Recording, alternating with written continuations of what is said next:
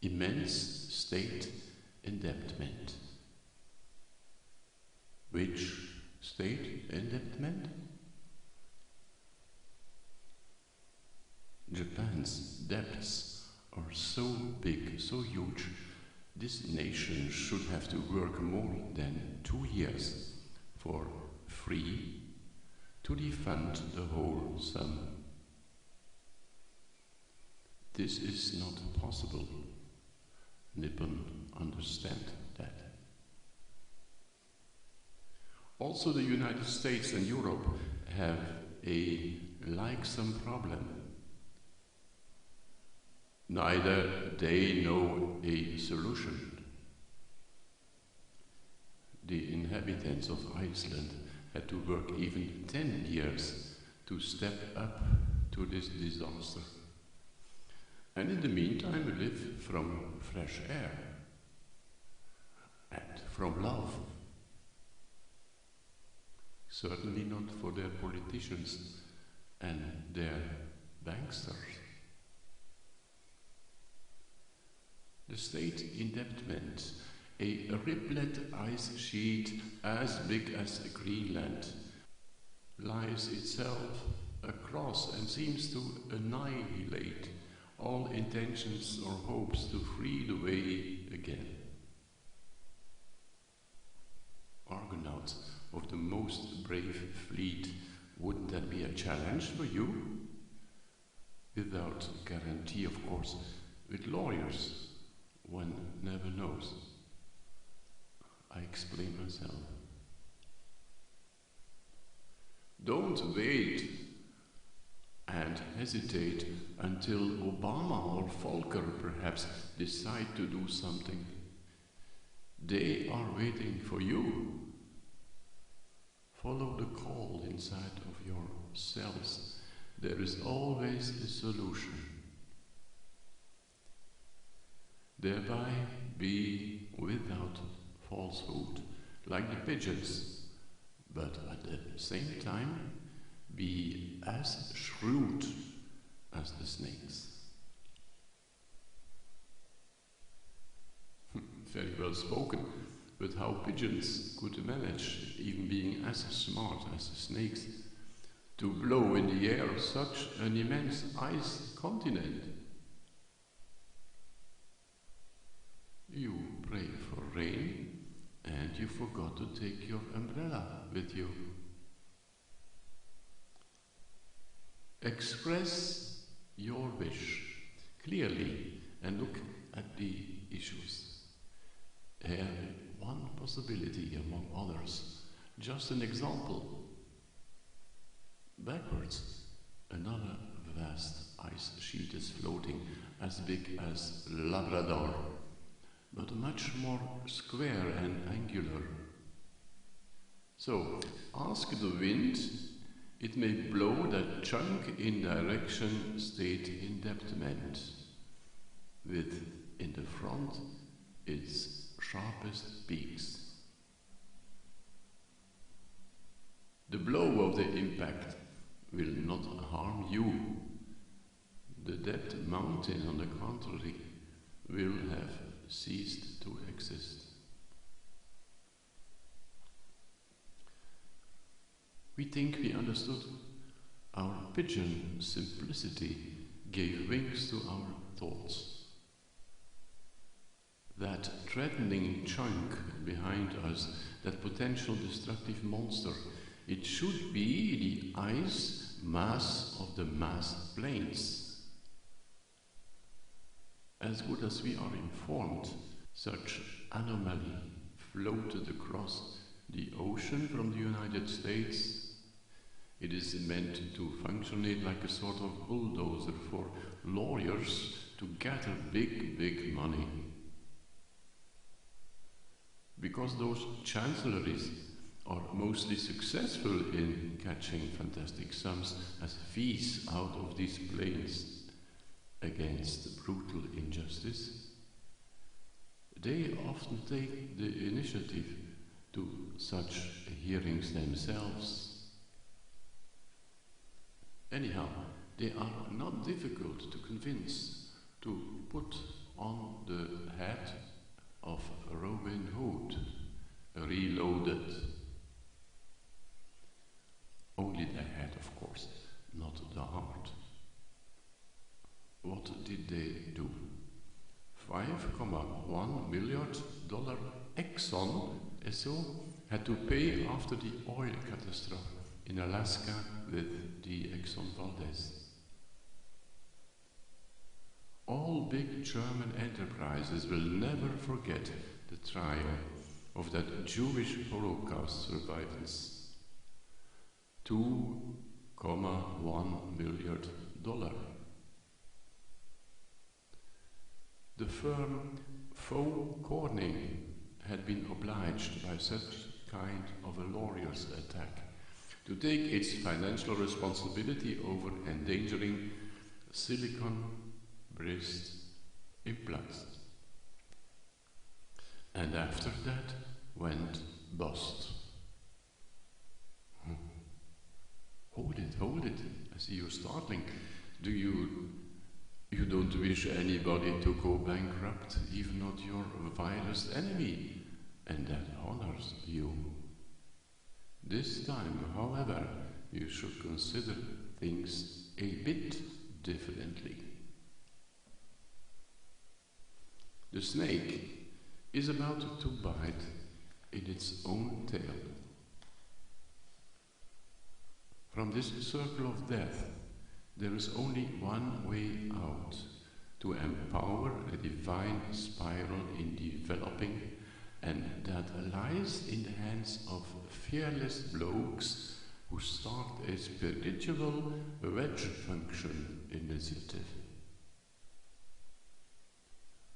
Only apparently the real rulers of our world will defend themselves and try to destroy you,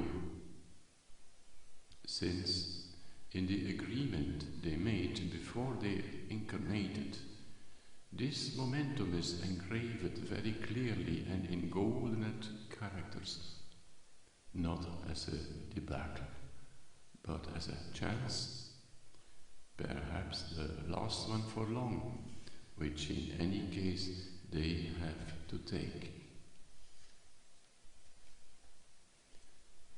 It is their opportunity of recompensation of 500 years of cheating paths through the time, the space-time.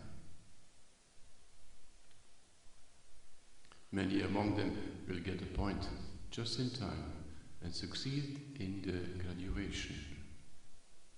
And afterwards they will be very grateful to you, even if they don't admit it at once.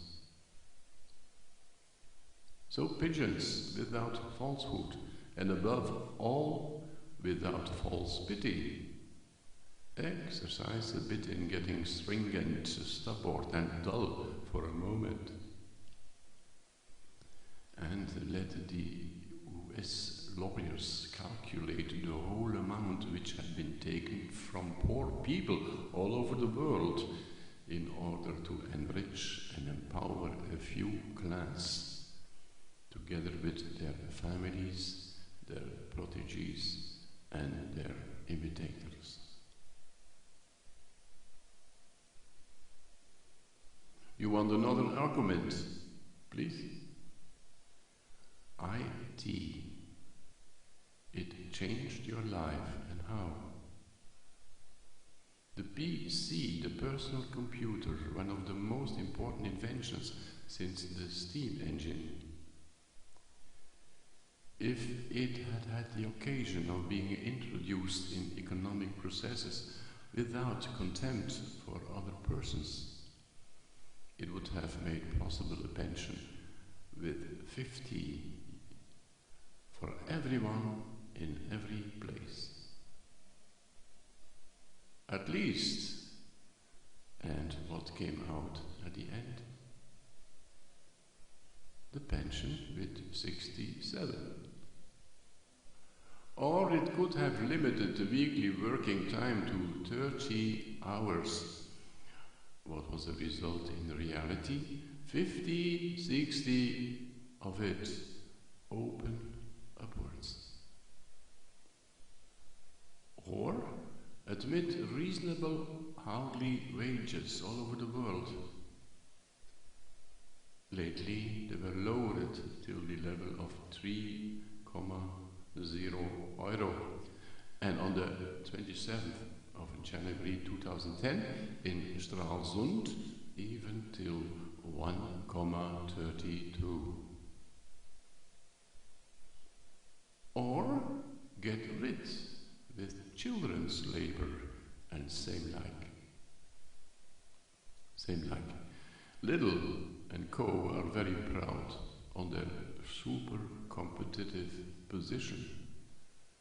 And at the same time, those who ruin their health and wear out body and bone on that success, if not abused children, then guaranteed we can call de facto rightless adult natives. All those queer developments took and take place legally, but that doesn't change anything about the inner perversity. The suppression of the first Christians under Nero, the destruction of Indian tribes under Washington, and the decimation of the Aborigines also occurred legally.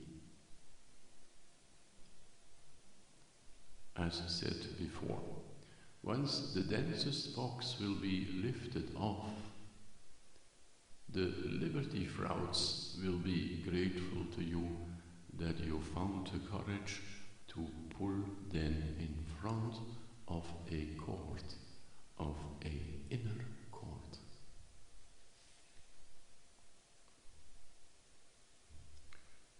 Then, no more innovation will give place to any sackings, but to reduce working time without losing purchasing power. Everywhere for everyone. At decree, starting from an empowered and wise rulership. Empowered through synchronicity, honored by the intuition of a mature people.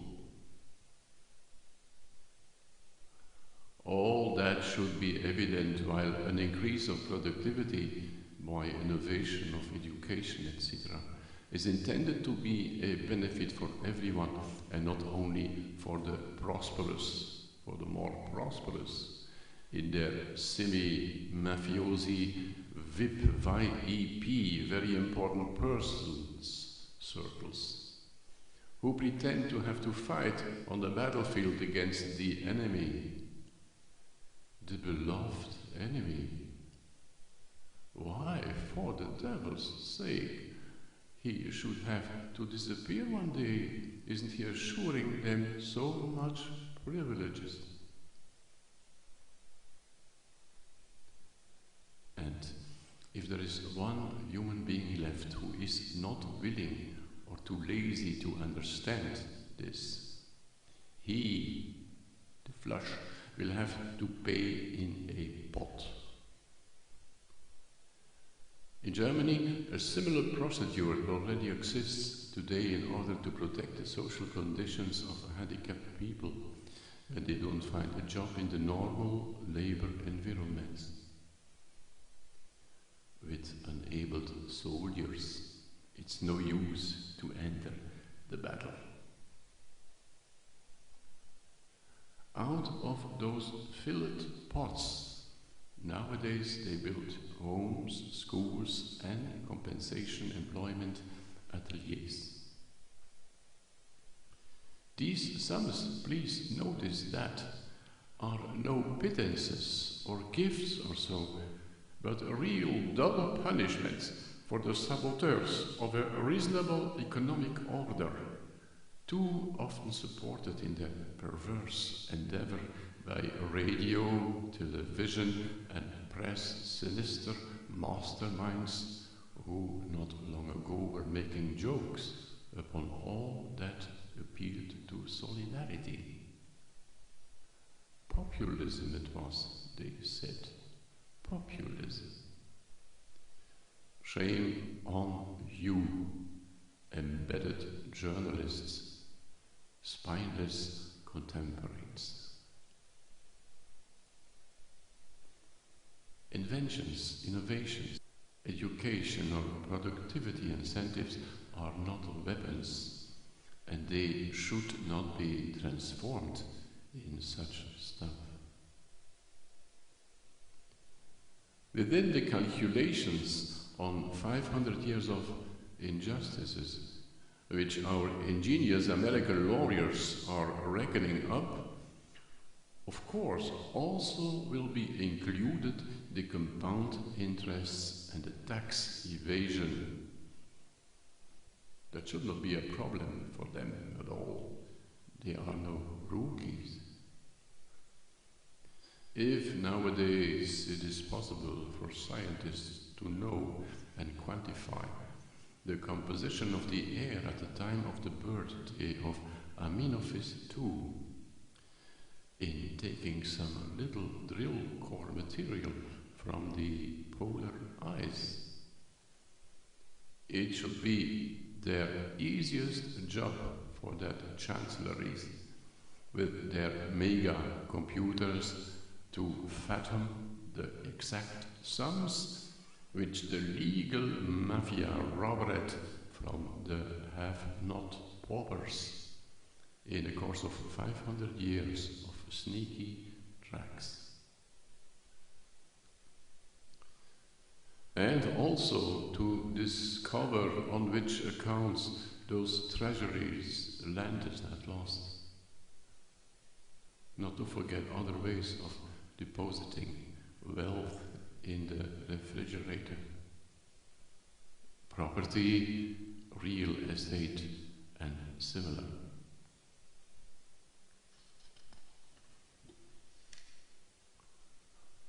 Also, we know that these measures will not be able to remove the whole poverty from Earth. We know that. But it will be a crucial help in expelling the most poisonous fuel that sealed the last gasket compound in the most stinking pistons of our economic and financial machinery. And at the same time in limiting the darkly brilliant influence of figures like Alexander Dibelius or Graf Lambsdorff or Thatcher, the ones who were always the first to extol their theorems of war-minded economics, theorems that obstruct the human mind like reeking bowlers, prohibiting Oikonomics to regain its birthright. Lambsdorff and Dibelius and Thatcher, for me, they look like the vile stepmothers in ancient children stories.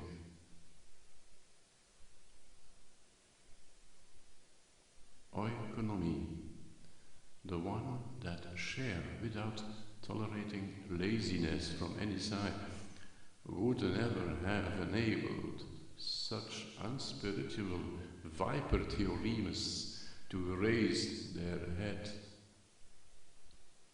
And the mentioned figures, Dibelius, etc., would have earned the note 5 in her schools. Insufficient. Let hear your voices loudly, and don't hesitate to claim for something that should be for granted and natural, with an undertone of "we could also do it otherwise." In fact, the spiritual empowerment seems to be really within reach for guys like you,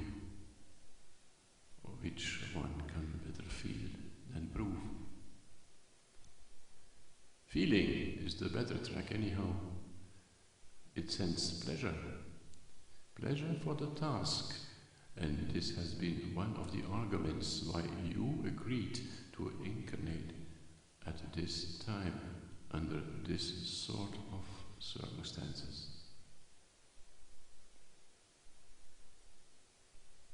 Not long ago, General Motors fished out of the memories an old New Hope spender, Joe Louis, the boxer. Please let us read what wrote Friedrich Hayek, a high priest of the liberty boosters. What he means is eerie and relevant at the same time. Capitalism makes discoveries out of its own power. One day its representatives are thinking about a new commercial or technical way, thereby making use of specialists, a new way never to be discovered by other ones. Rather even don't think about it. It is the only way to box developments through the market. There is no alternative. That is the reason why capitalism creates so much more innovation than, for instance, socialism or cooperativism. End of citation.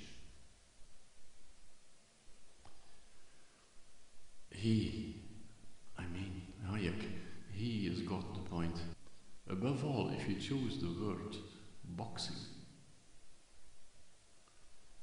in such praise to the sky areas, always one person lies on the floor. That is an amount of 50%. Never both are winners.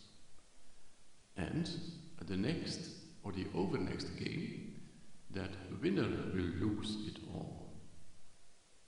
Just like Joe Louis, who died poor and lonesome. Just like Iceland, that landed in the gutter. And always the organizers win. The casino holders, the big banks, the big banksters, the big fortunes, those who thrive on gold and diamonds and art treasures. And always again they invent a new Joe Louis, back him while in their press affiliates like Bild and Sun. And always again they invent a FDP, a CDU, a Deutsche or a Nord or a LBBW bank. More cunning still, a SPD ruled by Wolfgang Clement. And of course, a people educated by Bild.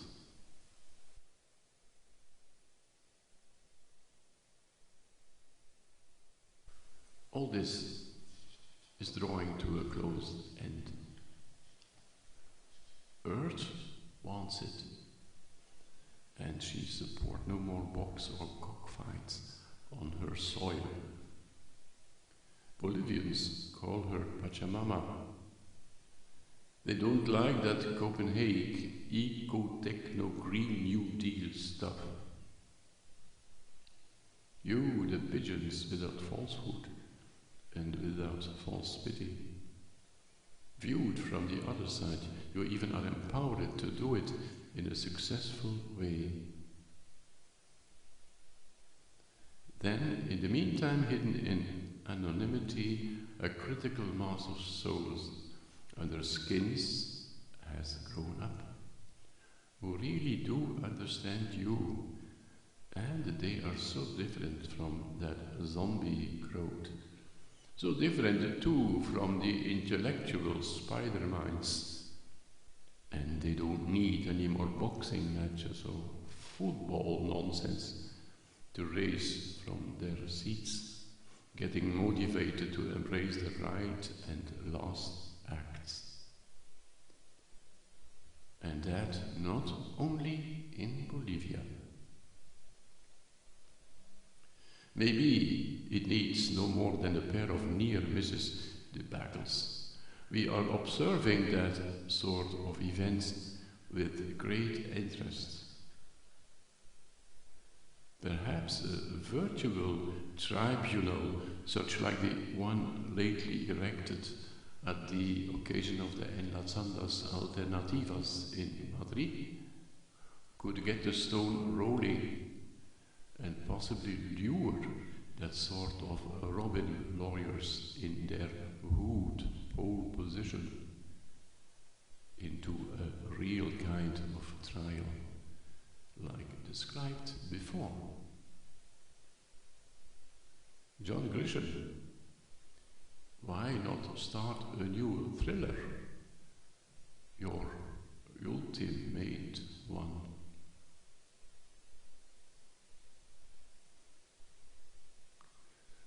There are other ways to run on to find them.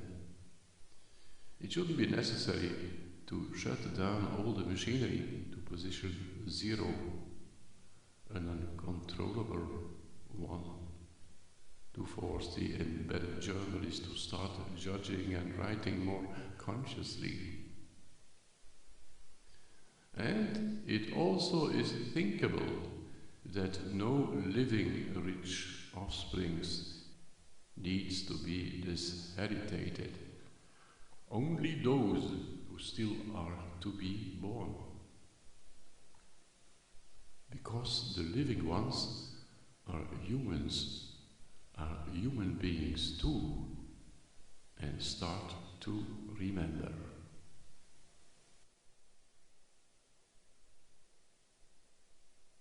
What kind of a history is that? Suppose I'm dwelling on Terra as an intergalactic correspondent of a rather snobbish civilization from the neighborhood of the space globe Bellatrix in the constellation Big Dipper. And I should send a newsletter about Terra as following. This human race here suffer from some kind of strange perception deviations. For instance, it calls the forest on the north side of the Alps the Black Forest, though the leaves and the pine needles there are as green as everywhere else on the planet. Indeed, that sort of a message should tell more about myself than about the earthlings. But people That's what happened and still happens in our post-Reformation eras. Always that same word, reform. The leading historians describes the Middle Ages as dark, mediocre, and mean by that dumb be stupid, for instance, because of the mad idea that Earth is a disk. Other reasons: burning at the stake, the plump architectural style.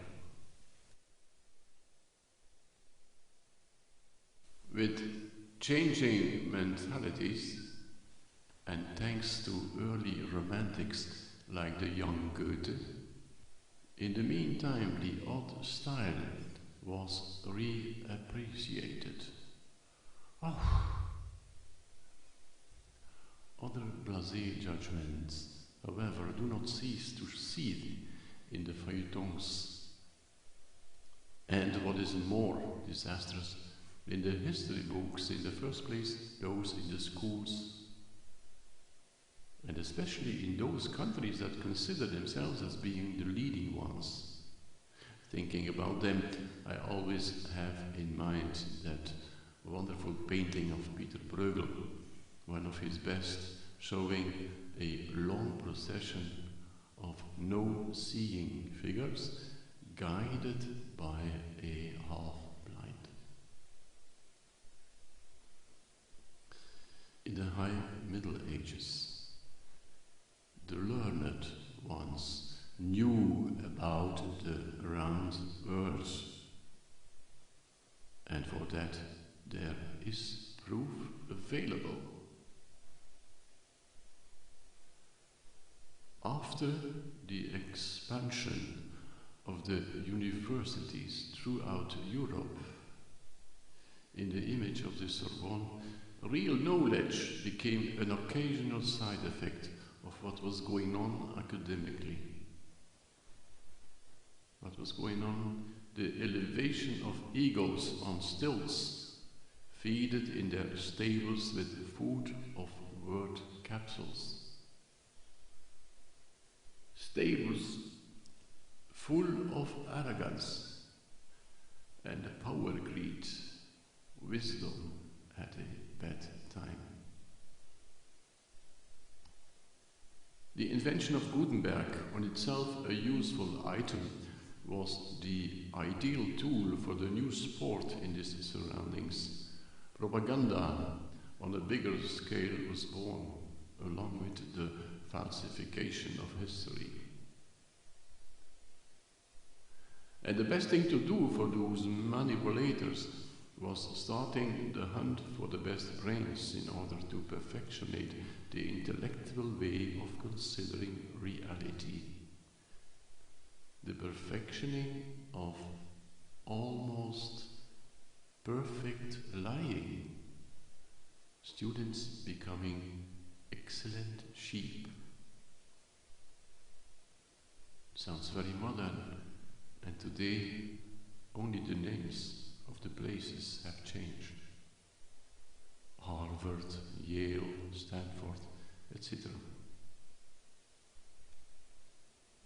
During the whole Middle Ages, on the contrary, the best ones, that means the wisest, did not take interest at all in problematics around disks or curves of planets, since they still understood the importance of the right sequence. Above all that, concerning the right development for the human soul, of which the grey brain is only a very small part, rather servant than cook. The Grail, Parsifal, Minnesang, Minnewater, the ascension of love to higher love. Those were the topics of that time, and they stood on the right side with that. Then it was important to remember that the soul is neither a disc nor a ball. It is like a vase, which only is capable to welcome a valuable content when before its insides had been cleaned from mice feces and dead spider scraps, or living ones. The quest of the Holy Grail. To communicate about such matters, we better borrow metaphorical concepts and terms. No more analytics, no more scalpels in the head or even in the heart. On that interdimensional scale, the human, his soul, evolves in the middle of the local universe. And so was his home, the earth. Look at all the miniature and paintings of that time. They all show the same. There was an eternal accentuation about the receiving part of the soul's undulations, the open vase, the grail. Out of this also emerged the veneration of Maria, Mary, the Virgin. This became a cult later, and afterwards has been the subject of ridiculization by ignorance. Divine seeds can only take on roots in the soil that invited itself to be changed into fructuality, thanks to the often painful and hurting tools which daily life are offering us to dispose of. Devotion. There led the important part of teaching and life at all. Not in the moon or Saturn, not in the size of the earth. The scholastics, out of vanity, missed that valuable and energetic progress in their souls. Instead, they blessed each other with the ruling positions on earth and maneuvered the world into 500 till 700 years of crooked tracks. On the front page of each schoolbook about history, there should be an air photo of the Volkacher Schleife, a loop in the river Main near Würzburg. Since similar has taken place in development after 1200, 1500 and 2000. Modern scholars have something to catch up, creeping back, if they can, to that particular soul vital point, directly before the straight line re-begins after the loop. Again, all this does not mean inventions or modernization, etc., were devil's contributions. Not at all. But if they are introduced, it should have been done by wise rulers for the benefit of all and not by ignorance. The same remark for individualization. Partners of God, so the real Renaissance man and woman called him herself. Experiencing his or her own personal oneness, uniqueness, partner, and not puffed knowledge monkey with ridiculous doctor hat. By the way, not in the high Middle Ages, but in the 16th, 17th and 18th century, most of the witches were burned at the stake. The slavery was introduced.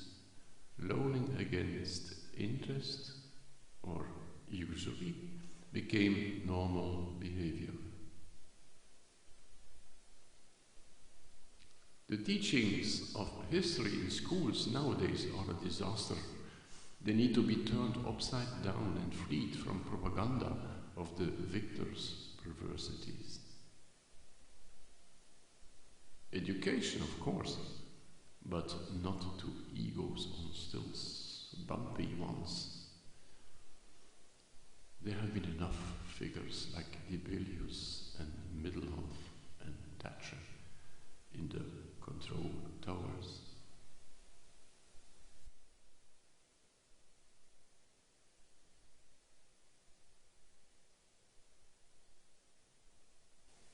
Joker poker. Big events announce themselves in sending their shadows before really happening. What we saw till now was only a part of the shadows. I already mentioned Obama, the phenomenon. Still, it remains a wonder how this man became the first black-skinned president in the White House. But nevertheless, he is not a Terminator, no Wonder Man. We better compare him to the idealistic governor in the last Batman film. His very coming and success were important, but he shall fail and already is failing. Just like that governor, he is losing his face countenance. In any case, half of it. Not in reality, of course, thanks heaven. No more Kennedy stories, please. But don't panic. Other ones will follow and take the relay stick, each time with a bit less losing of visage. Obama incorporates a certain foundation, the root chakra of the coming change, a runner to light the torch from Hawaii. The Nobel Prize, however, didn't suit it nor helped him. He better had refused it. In one topic he has been fully successful, in being a living example of forgiving as a representative of the black race. In the resemblance of the mentioned film, one item still has to be realized. The final key scene on deck of the two ferries, which had to destroy each other, grew egoistically and cowardly, just the inherent style of the one who was at the origin of that madness, Joker. The people, however, that underestimated entity, the so-called powerless, in fact took the right decision unexpectedly, which introduced the final and releasing act, the implosion of Joker's insane soul. Indeed, Joker is ill, deathly ill. All Jokers in the ruling circles of our planning are ill, deadly ill. We should help them in pulling the lordship of the earth out of their influence, since it belongs in better hands.